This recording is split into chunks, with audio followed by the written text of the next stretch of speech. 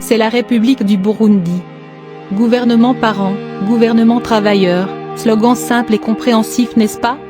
Dirigé par son Excellence Général-Major Évariste Ndayishimiye, ce dirigeant vaillant et patriote de haut niveau veut instaurer un gouvernement qui œuvre pratiquement pour le développement tangible de cette nation de lait et miel.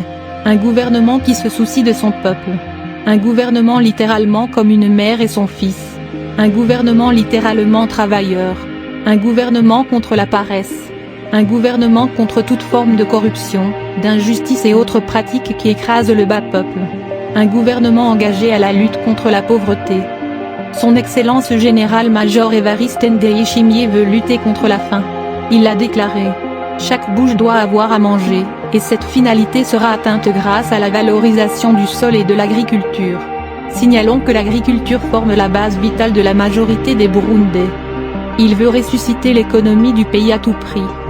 Il veut multiplier des pratiques aboutissant au développement durable. Il l'a dit, chaque poche doit avoir de l'argent. Ses vœux à la population sont santé, prospérité, paix et harmonie. Oui, sans corruption c'est possible. C'est parti. Le Burundi a eu de la chance divine car il est doté d'un président de la République extrêmement travailleur qui travaille étroitement avec la population. C'est justement lui qui est la résonance du gouvernement parent, gouvernement travailleur. C'est merveilleux car il y a aussi ceux qui se distinguent en mettant l'action gouvernementale en vigueur en pratique.